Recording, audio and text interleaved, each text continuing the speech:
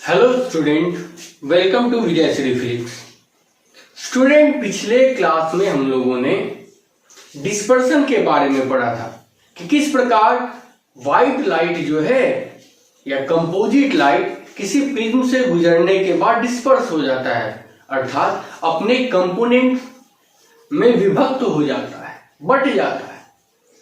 और ये कंपोनेंट्स को हम लोग एक पैटर्न की तरह किसी पर्दे पर प्राप्त करते हैं और उस पैटर्न को हम लोग स्पेक्ट्रम बोलते हैं। ठीक है, तो हम लोगों ने डिस्पर्सन के लिए कुछ फॉर्मूला देखा था, जैसे डेविएशन का देखा था। तो डेविएशन, हर कलर का डेविएशन अलग अलग था, है ना। तो हम लोगों ने मीन डेविएशन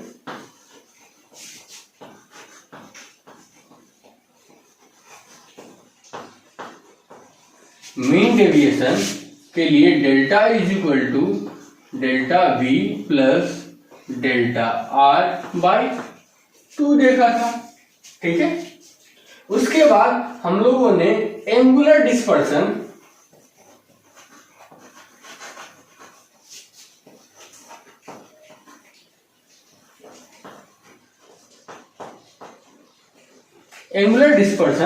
थीटा के लिए हम लोगों ने देखा था delta V minus delta R, और dispersive power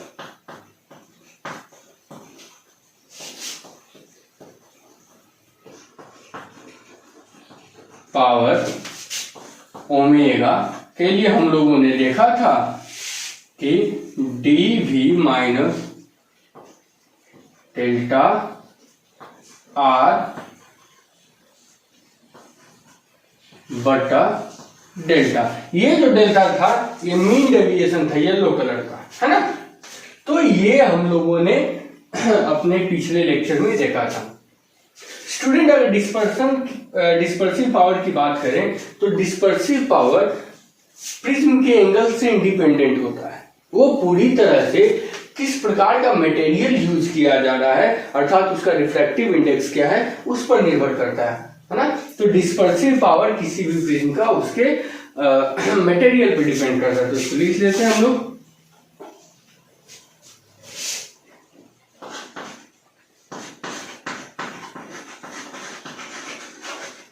dispersive power of prism depends upon the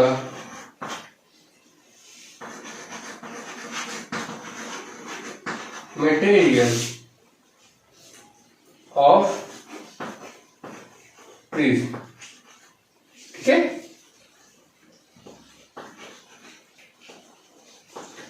it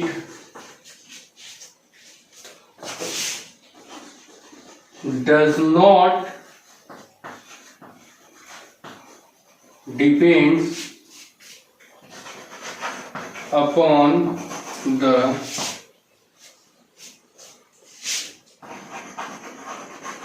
angle of prism, है ना। अच्छा, ये जो डिस्पर्सिव पावर है, जो हम लोग किसी भी कंपोजिट लाइट को डिस्पर्स कराते हैं किसी प्रिज्म से, तो उसका जो डिस्पर्सिव पावर निकालेंगे तो उसके लिए हमेशा हम लोग एक पेयर का यूज करेंगे, है ना। कलर का पेयर जो है वो हम लोग यूज करेंगे। अगर कलर का जो पेयर है वो नहीं दिया गया है, नहीं मेंशन किया गया है, तो हम लोग रेड और वॉयलेट कलर को यूज कर लेंगे, है ना। इसको नोट कर लेते हैं। We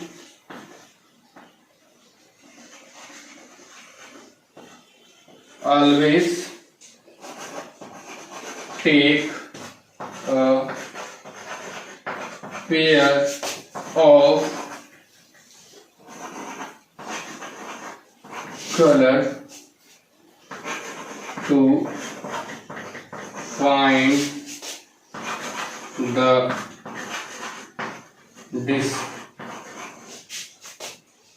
dispersive power। अगर कलर मेंशन नहीं है, if it is not mention, अगर ये मेंशन नहीं किया है, वी टेक या we use the pair of red and violet colour, है ना। अगर देख लीजिए डिस्पर्सिव पावर जो है, विक्षेपण क्षमता किसी भी प्रिज्म के, उस प्रिज्म के मटेरियल पर निर्भर करता है, उसके पदार्थ की प्रकृति पर निर्भर करता है, वो प्रिज्म के कोण पर निर्भर नहीं करता है ना। वी ऑलवेज, अगर हम लोग डिस्पर्सिव पावर निकाल रहे हैं किसी प्रिज्म का, तो हमेशा हम लोग किन्हीं दो रंगों के युग्म को लेते हैं। अगर उसको मेंशन नहीं किया गया, कलर को मेंशन नहीं किया गया है, तो हम लोग रेड और वॉयलेट कलर अर्थात लाल और बैगनी कलर का जो पेयर है, जोड़ा है, उसको यूज करके और तब डिस्पर्सिव पावर निकालेंगे। देखिए ग्लास में अगर क्राउन ग्लास है और फ्लिंट ग्लास है, तो क्राउन ग्लास का यहां पर देख लीजिए कि क्राउन ग्लास का डिस्पर्सिव पावर फ्लिंट ग्लास से कम होता है। अर्थात अगर हम फ्लिंट ग्लास देखेंगे तो फ्लिंट ग्लास में व्हाइट लाइट को डालेंगे तो वो ज्यादा डिस्पर्स करेगा, और क्राउन ग्लास जो है उसकी अपेक्षा कम डिस्पर्स करेगा। तो इस चीज को हम लोग नोट कर लेते हैं।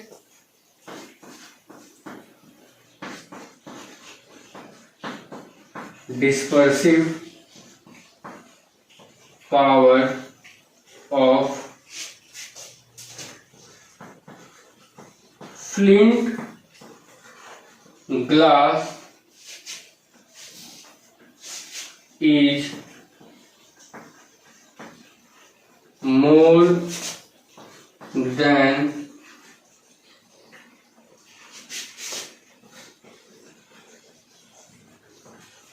that of crown glass. Flint glass की विक्षेपण क्षमता क्राउन ग्लास की अपेक्षा अधिक होता है ना। तो इसको नोट कीजिए। फिर हम लोग देखते हैं कि किस प्रकार से जो है हम इन तीनों टर्म को प्रिज्म के रिफ्रैक्टिव इंडेक्स के टर्म में एक्सप्रेस कर सकते हैं। ओके, तो हम लोग देखते हैं।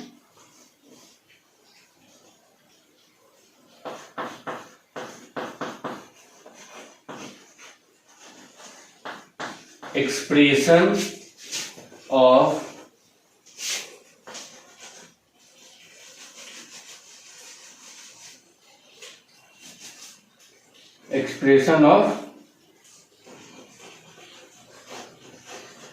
angular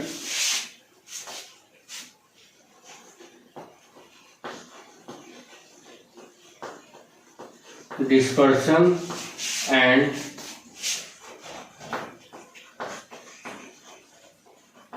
dispersive power in terms of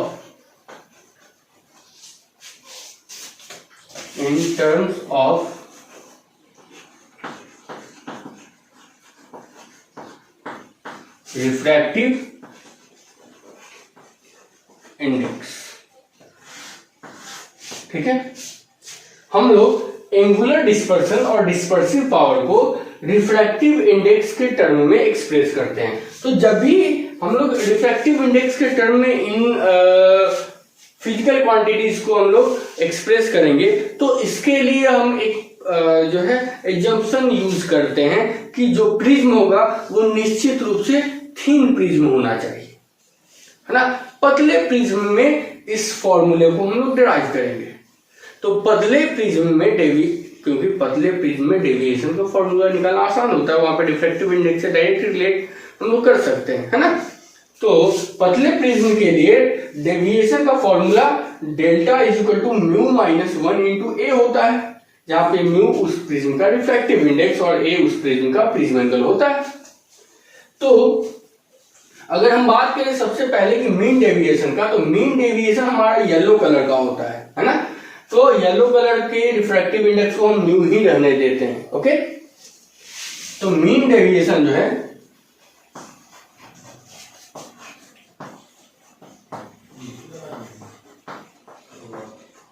mean deviation है ना, तो मीन डेविएशन को हम लोग mu delta is equal to mu minus 1 into A हमने ले लिया, which is equal to delta R plus delta V by 2।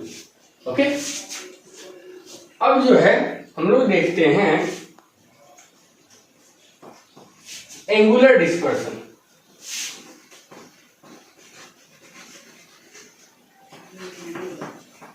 Angular dispersion इसको थीटा से भी डिनोट करते हैं। तो थीटा इज इक्वल टू हम लोग जानते हैं कि theta is equal to delta V minus delta R. Delta V के जगह पे हम लोग क्या लिख सकते हैं, म्यू वी माइनस 1 इंटू ए और minus mu are minus 1 into A. अगर इसको सॉल्व करते हैं तो ये क्या हो जाएगा, mu V A minus A, okay, और माइनस म्यू आर ए और माइनस माइनस प्लस ए। इससे ये कैंसिल हो जाएगा और इन दोनों में से ये कॉमन ले लेते हैं तो क्या हो जाएगा, mu we minus mu are into ए बराबर थीटा। ये हो गया एंगुलर डिस्पर्सन। ओके, मतलब थीटा बाई ए बराबर mu we minus mu R, ऐसा हो गया। अगर हम बात करते हैं डिस्पर्सिव पावर की,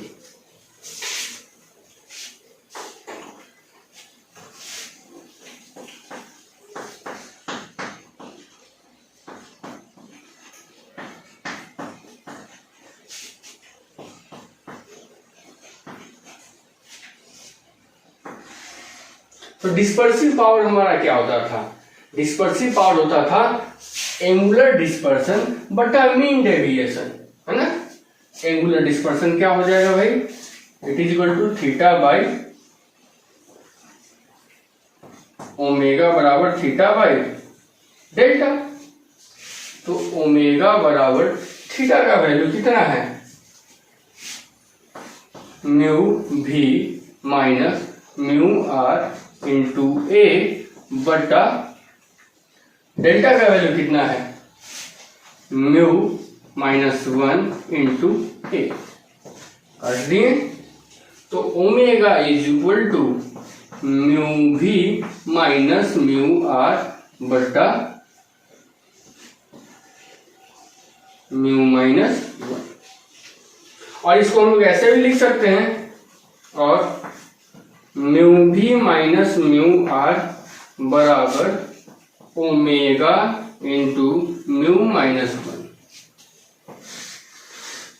तो देखिए इसका एक वैल्यू ये हो गया और एक वैल्यू ये वाला हो गया। ओके, हम लोग चाहें तो रिफ्रैक्टिव इंडेक्स में भी, मतलब कि येलो कलर के लिए रिफ्रैक्टिव इंडेक्स, वायलेट कलर के लिए रिफ्रैक्टिव इंडेक्स और रेड कलर के रिफ्रैक्टिव इंडेक्स में भी हम लोग रिलेशन स्टैब्लिश कर सकते हैं। तो देखते हैं कैसे होगा, है ना। तो वो हम लोग ये मीन डेविएशन के फॉर्मूले से कर सकते हैं। ये है ना मीन डेविएशन का फॉर्मूला, देखिए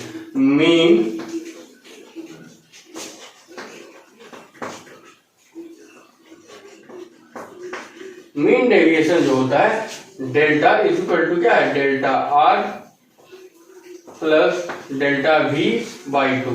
डेल्टा का वैल्यू कितना है, म्यू माइनस 1 इंटू ए बराबर डेल्टा आर के लिए क्या हो जाएगा, ये डेल्टा आर के लिए हो जाएगा mu are minus 1 into A plus mu भी माइनस 1 इंटू ए, ठीक है, बटा 2। यहां पर देखिए म्यू माइनस 1 इंटू ए बराबर, यहां पर ए कॉमन ले लेते हैं तो हमारा क्या हो जाता है mu are minus 1 plus mu भी माइनस 1 इंटू ए बटा 2। ए से ए कैंसिल, ओके। तो यहां पर देखिए म्यू, इसको इधर कर देते हैं, तो 2 म्यू माइनस 2 बराबर म्यू आर प्लस म्यू भी माइनस 2, माइनस 2 से माइनस 2 कैंसिल, तो म्यू इक्वल टू क्या हो जाएगा mu r plus mu v by 2। और ये आपका मीन ये येलो कलर के लिए रिफ्रैक्टिव इंडेक्स है ना, तो मीन रिफ्रैक्टिव इंडेक्स का value mu r plus mu v by 2 दिया जा रहा है। तो इस तरीके से हम लोग देख रहे हैं कि रिफ्रैक्टिव इंडेक्स का हम लोग के टर्म में आपको mean deviation, angular dispersion, dispersive power, इन सभी को हम लोगों ने एक्सप्रेस कर दिया, ठीक है। अब देखते हैं हम लोग कि जब लाइट, कंपोजिट लाइट, कोई भी कंपोजिट लाइट को हम लोग प्रिज्म से गुजार रहे हैं तो हम लोग दो घटना देख रहे हैं कि एक तो लाइट बेंड कर रहा है, मतलब लाइट अपने एक्चुअल पाथ से डेविएट हो रहा है, और दूसरा डिस्पर्स कर रहा है। तो इन घटनाओं को हम रोकने के लिए, या दोनों घटना एक साथ हो रहे हैं तो इन दोनों घटनाओं को एक साथ ऑब्जर्व करने में थोड़ी मुश्किल होती है, तो हम लोग क्या करते हैं बारी बारी से करते हैं, मतलब एक बार या तो डिस्पर्सन होगा और एक बार डेविएशन होगा, और दोनों घटनाओं को बारी बारी से देखते हैं। तो इस इन घटनाओं को अगर हमको रोकना है तो हम लोग क्या करते हैं कंबाइन करते हैं, दो प्रिज्म को एक साथ कंबाइन करते हैं, है ना। एक आपको फ्लिंट ग्लास का प्रिज्म रहेगा और दूसरा क्राउन ग्लास का प्रिज्म रहेगा, और दोनों को हम लोग क्या करते हैं कंबाइन करते हैं। जब कंबाइन करते हैं तो या तो हमको डिस्पर्सन मिलेगा या फिर डेविएशन मिलेगा, है ना। अगर डिस्पर्सन मिलेगा तो विदाउट डेविएशन, और डेविएशन होगा तो विदाउट डिस्पर्सन। तो इसको हम लोग देखते हैं, ओके। पहले इसको नोट कर लीजिए आप लोग स्टूडेंट। तो हम लोग देखते हैं कॉम्बिनेशन ऑफ प्रिज्म।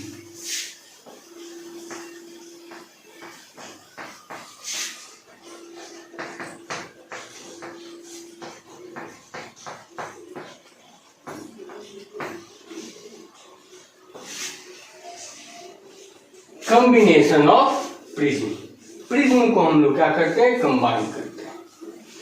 देखिए यदि हमको सिर्फ और सिर्फ डेविएशन प्राप्त करना हो या सिर्फ डिस्पर्सन प्राप्त करना हो, तो हम लोग दो प्रिज्म को जो जिसका अलग अलग, मतलब रिफ्रैक्टिव इंडेक्स दोनों का अलग अलग होना चाहिए, एक फ्लिंट है तो दूसरा आपको क्राउन ग्लास होना चाहिए, वो कंबाइन करते हैं और तब मनचाहा रिजल्ट जो है हम लोग पाते हैं। जैसे इसको लिख लेते हैं पहले,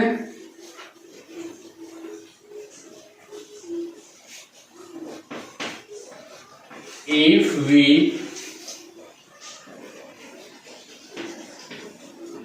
combine two prism of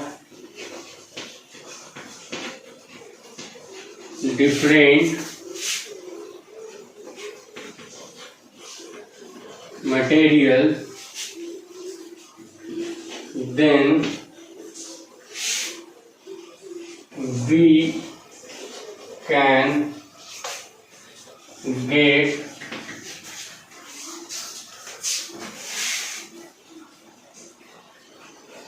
only either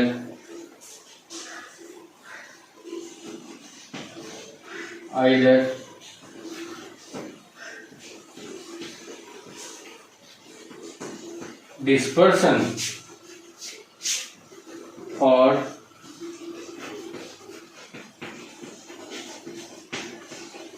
deviation, है ना।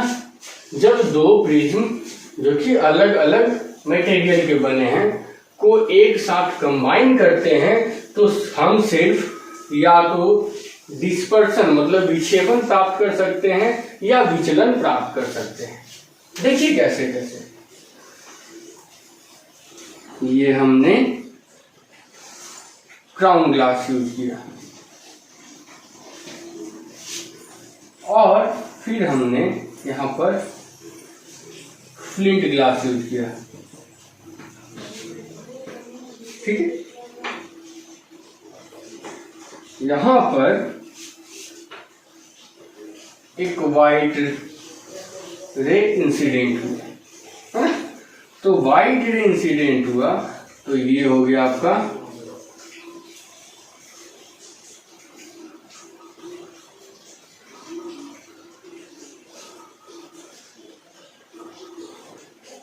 ठीक है, और ये हो गया आपको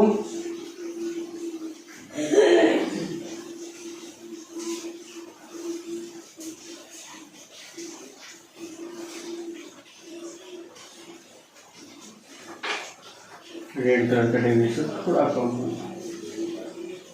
रे का एक्चुअल पाथ क्या था? रे का एक्चुअल पाथ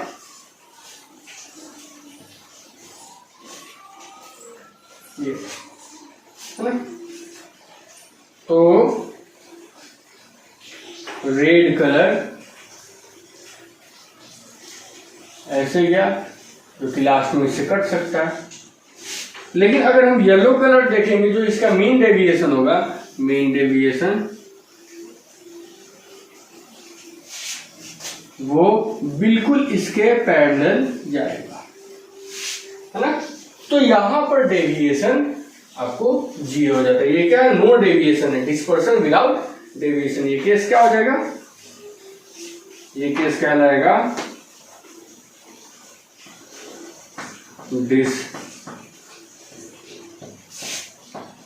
लाइट डिस्पर्स तो कर रहा है लेकिन डेविएट नहीं कर रहा है। डिस्पर्सन विदाउट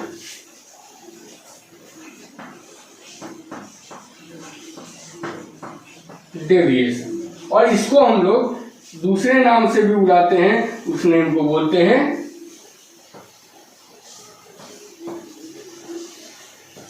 क्रोमेटिक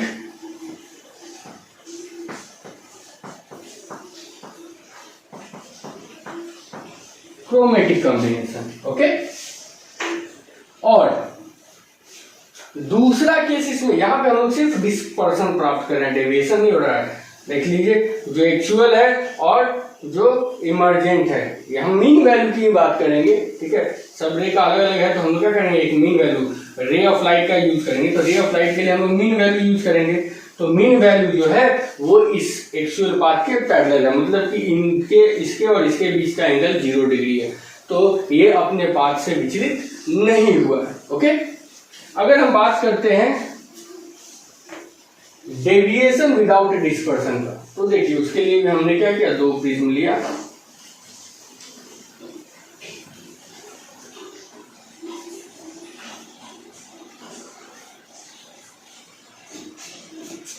इसी तरीके से ये फ्लिंट हो जाएगा, फ्लिंट, और ये हो जाएगा क्राउन, ओके। फिर हमने व्हाइट लाइट लिया, इंसिडेंट किया, ये दो कलर में बट गया, दो कलर नहीं 7 कलर में, ओके। सारे कलर का चौक तो है नहीं मेरे पास कि हम दिखा सकें, बट ये दो कलर से हम दिखा सकते हैं।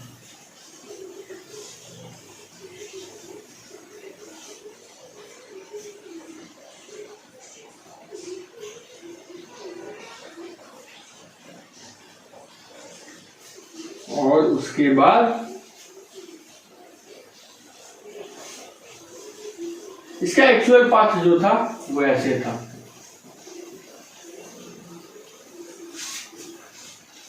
तो ये अपने कुछ डेविएट हुआ कि नहीं? अपने एक्चुअल पाथ से ये डेविएट कर गया, लेकिन डिस्पर्सन हुआ क्या? डिस्पर्सन बिल्कुल नहीं, व्हाइट कलर है और व्हाइट कलर का ही हमको रे जो है वो इमर्ज कर रहा है, पैटर्न नहीं प्राप्त हो नहीं रहा। तो इस केस को हम लोग बोलते हैं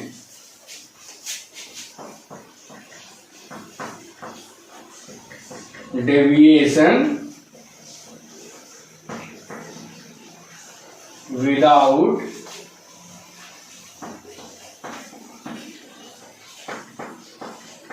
डिस्पर्सन। ठीक है, इसको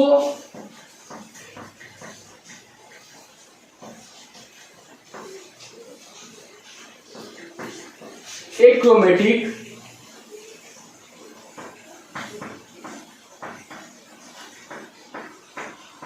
कॉम्बिनेशन भी कहते हैं। ओके, तो हम लोग देख लिए कि जब दो प्रिज्म को आपस में, जो कि अलग अलग मटेरियल का है, आपस में हम कंबाइन करते हैं तो या तो हमको डिस्पर्सन मिलता है या फिर डेविएशन प्राप्त होता है। तो यहाँ पे अगर डिस्पर्सन मिलता है तो डेविएशन नहीं, और डेविएशन मिलता है तो डिस्पर्सन नहीं। तो इस केस को हम लोग बोलते हैं डिस्पर्सन विदाउट डेविएशन। इसमें इसको दूसरा नाम, इसका दूसरा नाम क्या है? Chromatic combination. और यहाँ पर डेविएशन विदाउट डिस्पर्सन, तो इसका नाम है एक्रोमेटिक कॉम्बिनेशन। ओके, तो इसके लिए क्या केस हो सकता है और इसके लिए क्या केस हो सकता है? तो यहाँ पे रे जो है डेविएट नहीं कर रहा है, रे डेविएट नहीं कर रहा है, लेकिन डिस्पर्सन हो रहा है। लेकिन यहाँ पर रे जो है वो डिस्पर्स नहीं कर रहा है और डेविएशन इसमें हो रहा है। तो अगर डेविएशन यहाँ पर नहीं हो रहा है तो इस दोनों प्रिज्म का, जैसे इस प्रिज्म का एंगल है ए और इस प्रिज्म का एंगल मान लेते हैं ए डैश। ओके, इसका रिफ्रैक्टिव इंडेक्स है म्यू और इसका रिफ्रैक्टिव इंडेक्स है म्यू डैश। ओके, तो हम लोग अगर हम बात करते हैं डिस्पर्सन विदाउट डेविएशन का, तो डेविएशन जब नहीं हो रहा है तो इस प्रिज्म के द्वारा जितना डेविएट किया गया और इस प्रिज्म के द्वारा जितना डेविएट किया गया, दोनों को जोड़ेंगे तो डेविएशन हुआ नहीं। तो डेविएशन हुआ नहीं तो नेट डेविएशन हमारा क्या मिलेगा? 0। अर्थात ये जो डेल्टा नेट इसका टू क्या हो जाएगा? 0। ओके, तो फर्स्ट प्रिज्म से डेल्टा 1 इक्वल टू क्या है?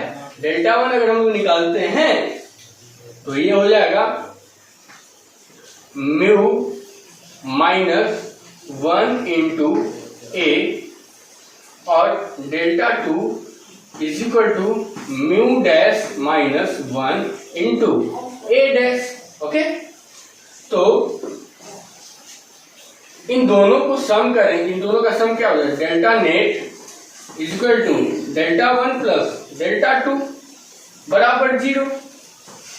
तो डेल्टा 1 और डेल्टा 2 को जोड़ते हैं, mu minus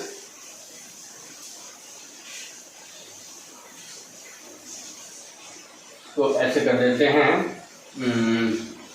mu minus 1 into ए plus mu dash minus 1 into ए डैश बराबर 0। ये प्लस वाला इधर गया तो माइनस हो गया, तो म्यू माइनस 1 इंटू ए बराबर minus mu dash into 1 into A minus 1 into A dash. Okay, तो a by A dash is equal to mu dash minus 1 by mu minus 1।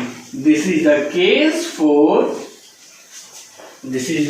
For dispersion without deviation. Okay, ये जो case है ये dispersion without deviation का है।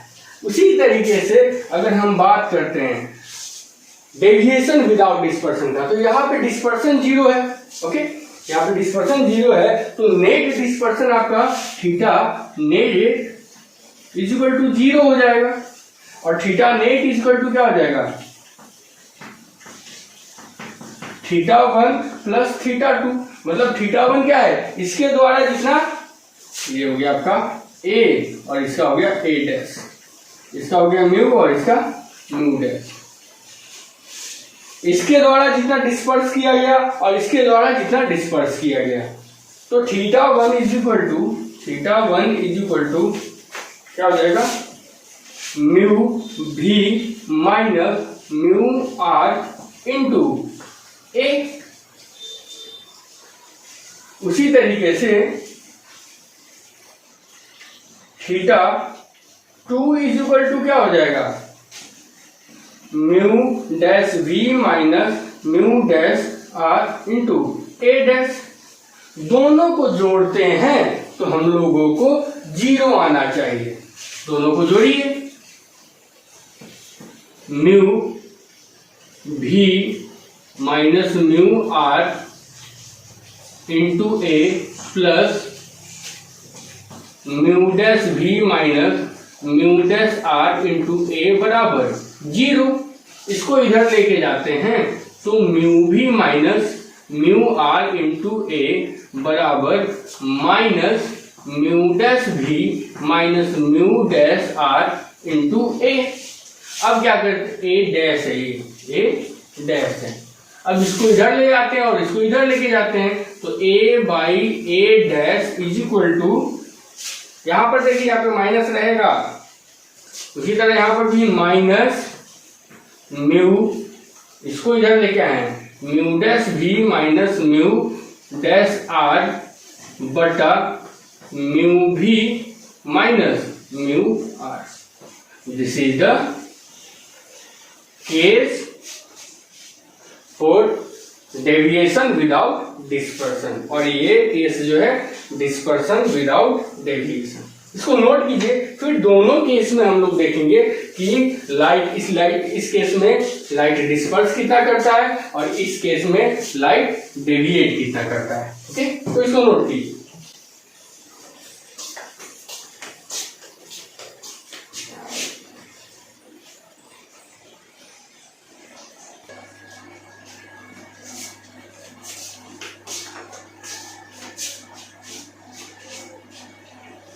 तो student अभी हम लोगों ने देखा कि डिस्पर्सन विदाउट डेविएशन और डेविएशन विदाउट डिस्पर्सन।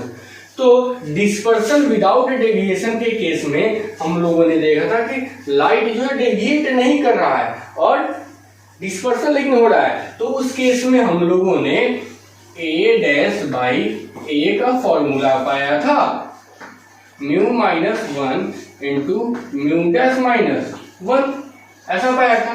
ये केस किसका था,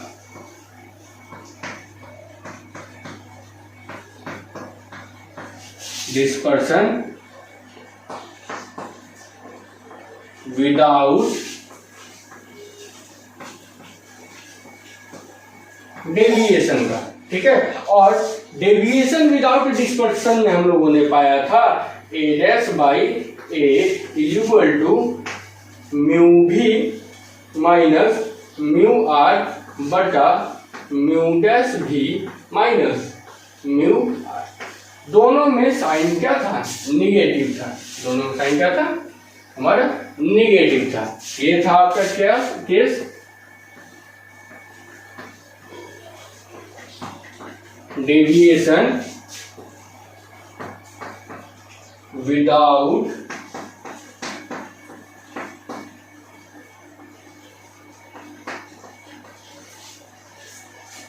स्टूडेंट, हमारे पास डिस्पर्सन विदाउट डेविएशन है और डेविएशन विदाउट डिस्पर्सन है। इसको हम लोग, क्योंकि इसमें डिस्पर्सन हो रहा है तो इसको क्रोमेटिक कॉम्बिनेशन बोलेंगे, और इसमें डिस्पर्सन नहीं हो रहा है इसलिए इसको एक्रोमेटिक कॉम्बिनेशन बोलेंगे। तो इसमें डेविएशन तो नहीं हो रहा है ना, नेट डेविएशन इसका 0 है और इसमें नेट डिस्पर्सन क्या है, 0 है। अब जो है डिस्पर्सन विदाउट डेविएशन है, डेविएशन नहीं हो रहा है, मतलब डेल्टा जो है इसका 0 होगा, लेकिन डिस्पर्सन तो हो रहा है, मतलब theta does not equal to 0। उसी प्रकार से यहां पर without dispersion theta is equal to 0, but deviation तो हो रहा है तो ये does not equal to 0। Okay, तो जब हम लोग इसका वैल्यू निकालेंगे तो हम लोग पाएंगे theta is equal to, theta जो नेट है इसका वैल्यू पाएंगे थीटा, ये थीटा किसका है? मीन रे का है ना, येलो कलर का। Okay, 1 minus omega dash by omega, या it is equal to omega delta minus omega dash delta. अगर उसी तरीके से यहां पर हम लोग निकालते हैं तो डेल्टा इज इक्वल टू हो जाएगा, delta net is equal to हो जाएगा डेल्टा, ये डेल्टा किसका है? मीन डेविएशन है, येलो कलर का, 1 minus omega dash by omega. This is the case, this is the case for dispersion without deviation and this is the case for deviation without dispersion. Okay, तो इसको note कर लीजिए आप लोग, है ना। अब हम लोग पढ़ेंगे स्कैटरिंग ऑफ लाइट। क्या होता है स्कैटरिंग ऑफ लाइट, आप लोग समझिए। ऐसे जैसे हम लोग देखते हैं बहुत सारा नेचुरल फिनोमेना, सुबह के समय या शाम के समय देखते हैं कि आकाश में एक लालिमा टाइप का एकदम पूरा रेड कलर का रेडिश दिखाई देता है स्काई अपना।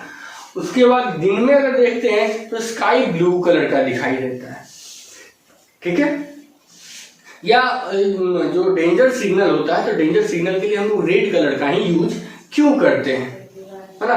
तो ये सारे के सारे जो हैं ये फिजिकल फिनोमेना हम लोग स्कैटरिंग ऑफ लाइट में पढ़ेंगे।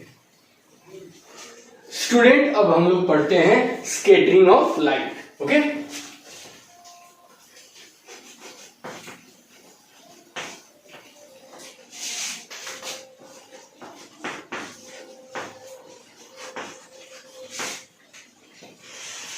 क्या है स्कैटरिंग ऑफ लाइट? स्कैटरिंग का अर्थ क्या हुआ? फैलना, फैलाना, है ना।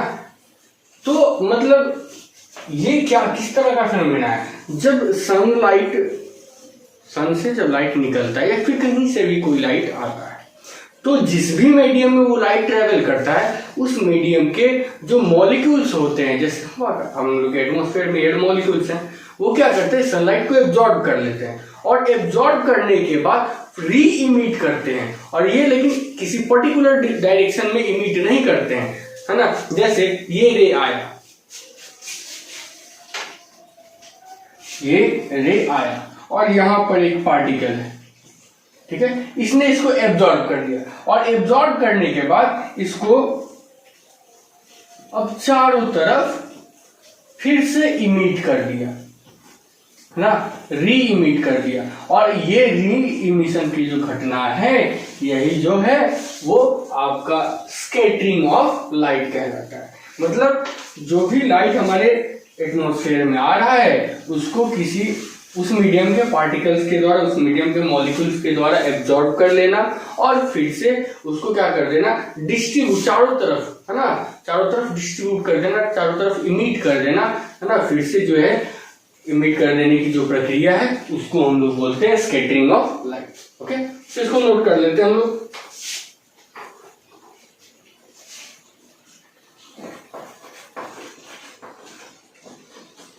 molecules of medium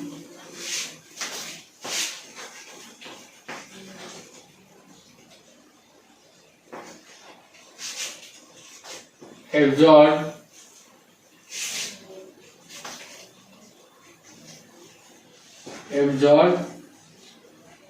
the light and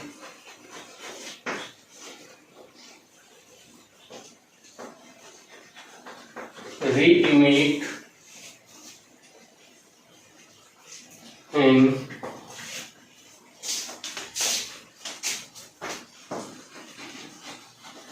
every direction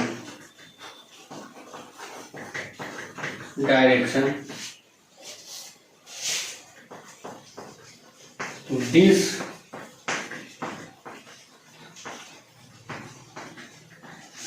phenomena is called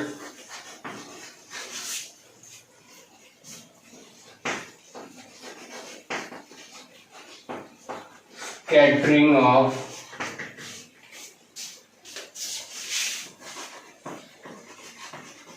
light। molecules of medium absorb the light and re-emit in every direction, है ना। जिस माध्यम में भी प्रकाश ट्रेवल कर रहा है उस माध्यम का जो मॉलिक्यूल्स है, कण है ना, वो क्या करते हैं कि उस लाइट को एब्जॉर्ब कर लेते हैं, अवशोषित कर लेते हैं और फिर से सभी दिशाओं में उसको क्या करते हैं, इमिट करते हैं, है ना, उत्सर्जित कर देते हैं, भेज देते हैं। और इस फेनोमेना को हम लोग बोलते हैं स्कैटरिंग ऑफ लाइट। ठीक है, ये जो है स्कैटरिंग, ये दो प्रकार का होता है। स्कैटरिंग दो प्रकार का होता है, एक होता है इलास्टिक स्कैटरिंग और दूसरा जो है इनइलास्टिक स्कैटरिंग। आप लोगों को सिर्फ इलास्टिक स्कैटरिंग पढ़ना है। इनइलास्टिक स्कैटरिंग जो है रमन इफेक्ट ग्रेजुएशन में पढ़ना है ना। इनइलास्टिक स्कैटरिंग एक प्रकार को हम लोग दूसरे नाम से रमन इफेक्ट के नाम से जानते हैं ना। डॉक्टर सीवी रमन ने इसका जो है दिया था, इसका थ्योरी, जो इसका कंसेप्ट डॉक्टर सीवी रमन ने दिया था। ओके, ये जो लाइट जो है वो फैल जाता है, मतलब एब्जॉर्ब करने के बाद किसी भी पार्टिकल से। अच्छा, ये स्कैटरिंग होता कब है ना, जब कोई लाइट जो है जिसका वेवलेंथ लैम्डा है, ओके, और वो किसी पार्टिकल पे इंसिडेंट स्ट्राइक करता है, उस पार्टिकल का साइज उसके वेवलेंथ से छोटा हो। उसके मान लेते हैं वेवलेंथ अगर 1 एंगस्ट्रम का है तो पार्टिकल जो साइज है, पार्टिकल का साइज वो 1 एंगस्ट्रम से छोटा होना चाहिए। और उस समय क्या हो जाएगा कि वो पार्टिकल उस लाइट को, उस रेडिएशन को एब्जॉर्ब करेगा और एब्जॉर्ब करने के बाद फिर से उसको इमिट कर देगा चारों दिशाओं में, है ना, उसको फैला देगा, है ना। तो जब ये फैलाता है तो ये घटना कहलाता है आपका स्कैटरिंग ऑफ लाइट। ओके, ये जो लाइट को स्कैटर करता है, पार्टिकल जो है लाइट को स्कैटर्ड करता है, तो जो स्कैटर्ड लाइट है ना, जो री इमिटेड जो लाइट है उसकी इंटेंसिटी पहले की इंटेंसिटी से चेंज हो जाता है। और रिले ने एक रिलेशन के द्वारा इसका इंटेंसिटी जो है, स्कैटर्ड लाइट का जो इंटेंसिटी है उसका मतलब दिया था रिलेशन कि वो लैम्डा का 4th पावर के इनवर्सली प्रोपोर्शनल होता है। जो इंटेंसिटी होती है स्कैटर्ड लाइट की वो लैम्डा अर्थात वेवलेंथ के 4th पावर के इनवर्सली प्रोपोर्शनल होता है। ये जो स्कैटरिंग है ये दो प्रकार का हो जाता है, एक आपका इलास्टिक स्कैटरिंग और दूसरा इनइलास्टिक स्कैटरिंग।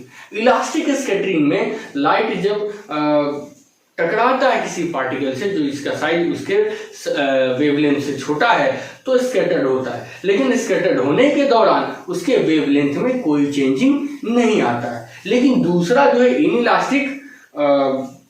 Inelastic scattering. अच्छा, ये वेवलेंथ हम लोग कैसे निकालेंगे, जो इसका इंटेंसिटी जो है ना, कैसे निकालेंगे? तो इसका इंटेंसिटी का यूनिट क्या होगा? तो इसके इंटेंसिटी के यूनिट को हम लोग मापते हैं, जो लाइट जो है स्कैटर्ड लाइट का जो इंटेंसिटी है उसको हम लोग मापते हैं लॉस ऑफ एनर्जी में, है ना। एनर्जी कितना लॉस किया उसके यूनिट में हम लोग मेजरमेंट करते हैं, है ना।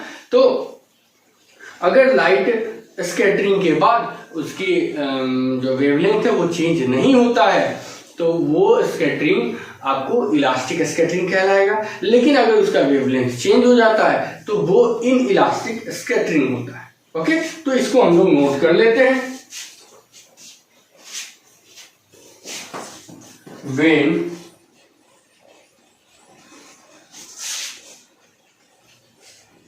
light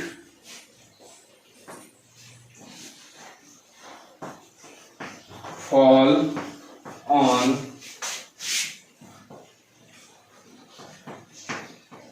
particle having size less than its wavelength,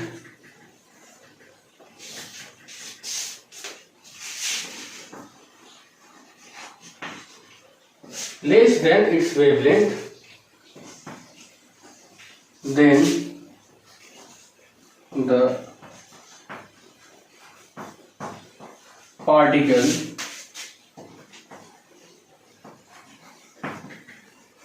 scattered the light।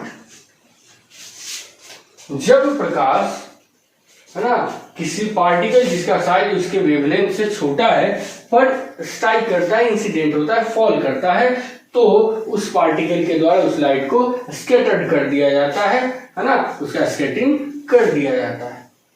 Okay,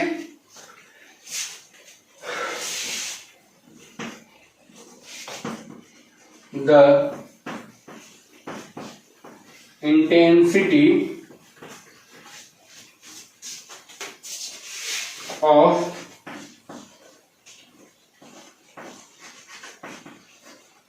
scattered light is measured, the intensity of scattered light is measured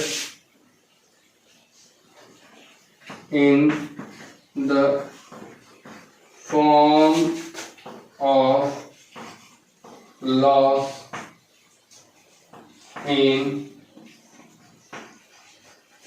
energy, है ना। जो स्कैटर्ड लाइट की इंटेंसिटी है उसको हम लोग लॉस इन एनर्जी, है ना, ऊर्जा में क्षय के द्वारा मापते हैं, या ऊर्जा में क्षय के रूप में मापते हैं। रिले के द्वारा एक रिलेशन दिया गया, according to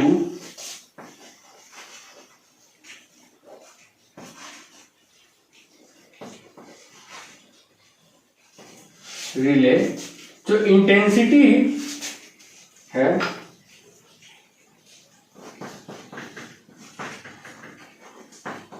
intensity of scattered light inversely proportional to lambda का पावर। ठीक है, ये दो प्रकार का होता है ना, स्कैटरिंग जो है ये दो प्रकार का होता है।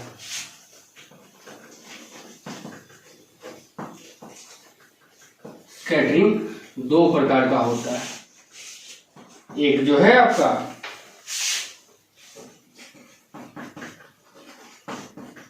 Elastic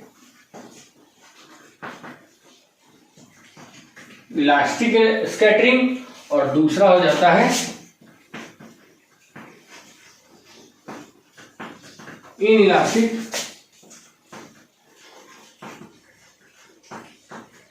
scattering. ओके, तो इसको पहले नोट कर लीजिए, फिर हम लोग देखते हैं इलास्टिक स्कैटरिंग क्या है, इनइलास्टिक स्कैटरिंग क्या है, और कुछ फिजिकल फिनोमेना। तो इलास्टिक स्कैटरिंग क्या है?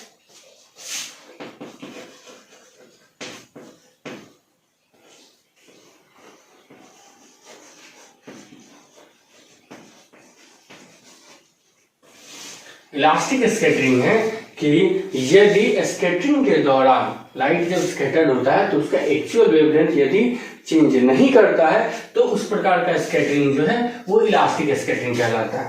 Okay, when the wave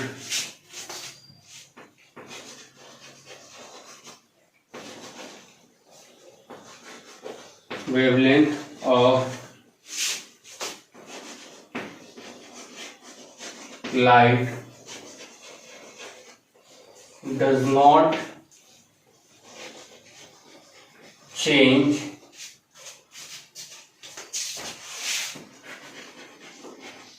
during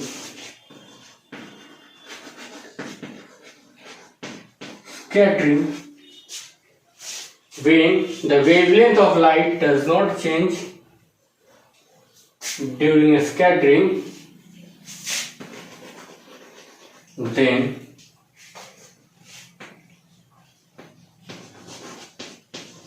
it is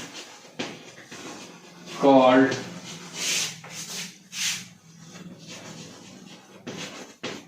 elastic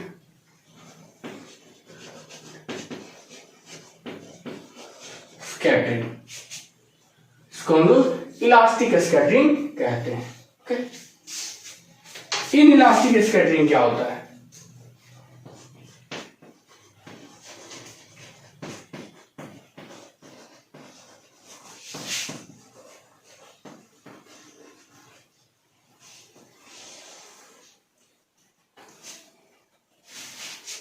in elastic scattering जो है, when the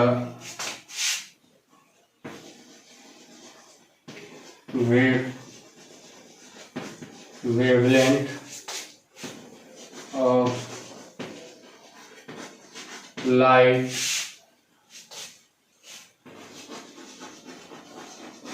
change during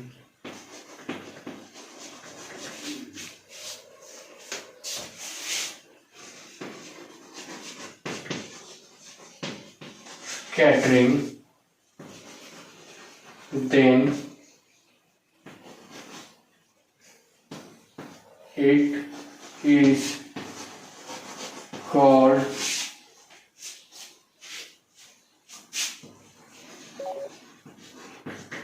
elastic scattering। It is called elastic scattering. इसको हम लोग रमन इफेक्ट भी जानते हैं, के नाम से भी जानते हैं। It is also known as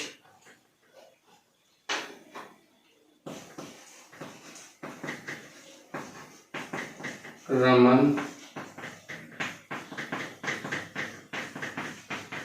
effect. ठीक है, तो ये हो जाता है इलास्टिक स्कैटरिंग और इन इलास्टिक स्कैटरिंग।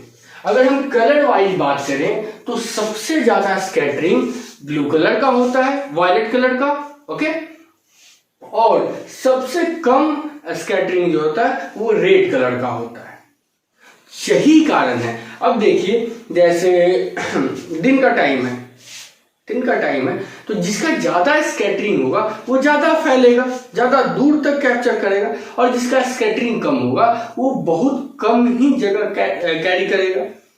तो व्हाइट लाइट आता है, किसी पार्टिकल पे पड़ता है, उसके बाद वो स्कैटर्ड होता है। तो पहले डिस्पर्स होकर कहीं से आता है, फिर उसका स्कैटरिंग होता है। स्कैटरिंग के दौरान जो आपके सर के जस्ट ऊपर होगा, है ना, मैक्सिमम जगह पे कौन कैरी करेगा?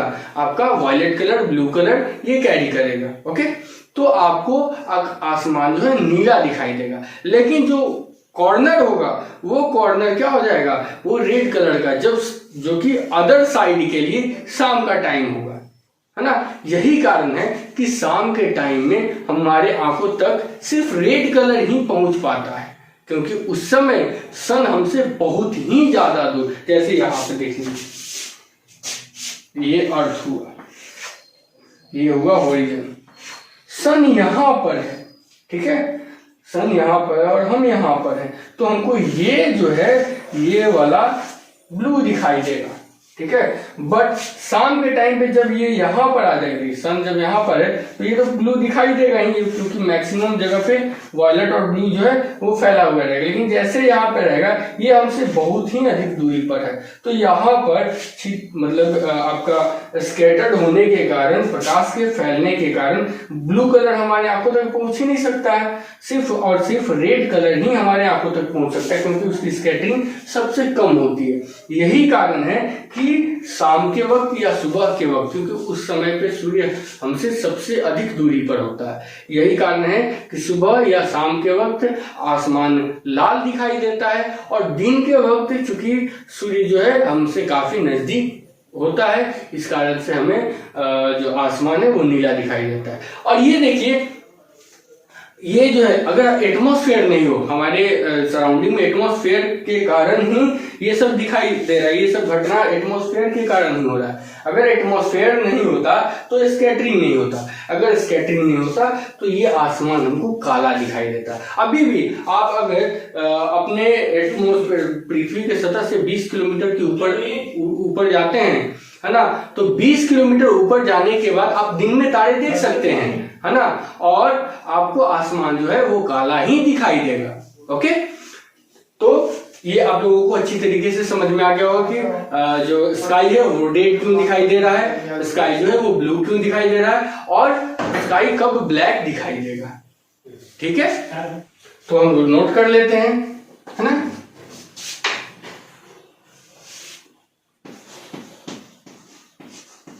Violet colour scattered the most while red color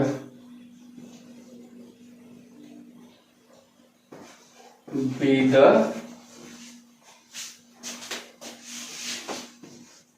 least, है ना।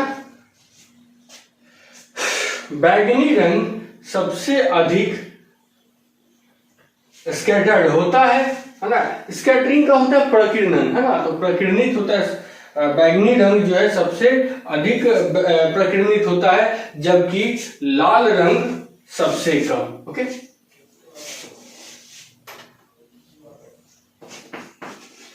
That's why sky looks blue in day while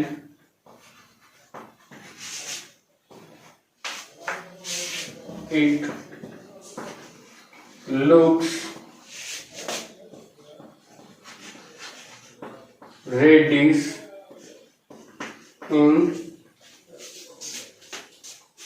it looks reddish at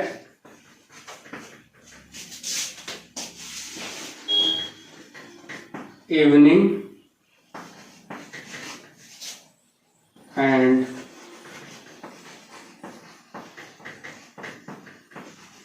morning।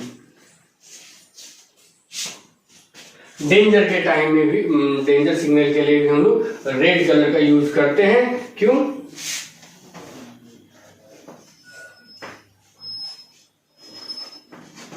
We use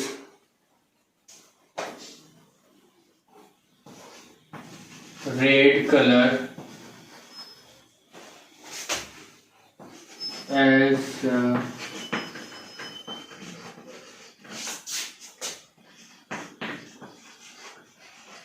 signal।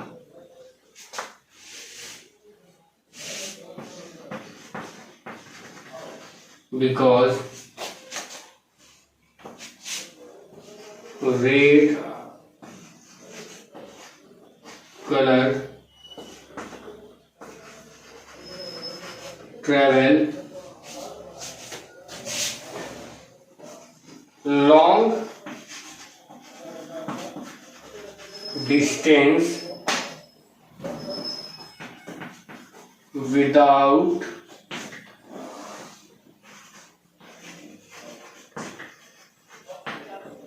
scattering। Okay, तो इसको नोट कर लिए। इसके बाद नेक्स्ट टॉपिक जो है हमारा स्केटिंग समाप्त हुआ। इसके बाद नेक्स्ट टॉपिक हम लोग रेनबो पढ़ेंगे, फिर कलर्स पढ़ेंगे, देखेंगे कितनी प्रकार के कलर होते हैं, और तब हम लोग स्पेक्ट्रम पढ़ेंगे, है ना। तो आपका ये ऑप्टिक्स में ये वाला टर्म समाप्त हो जाएगा। नेक्स्ट टर्म जो है ऑप्टिकल डिवाइसेज एंड ह्यूमन आई जो है वो स्टार्ट होगा, और उसके बाद आपका रे ऑप्टिक्स समाप्त।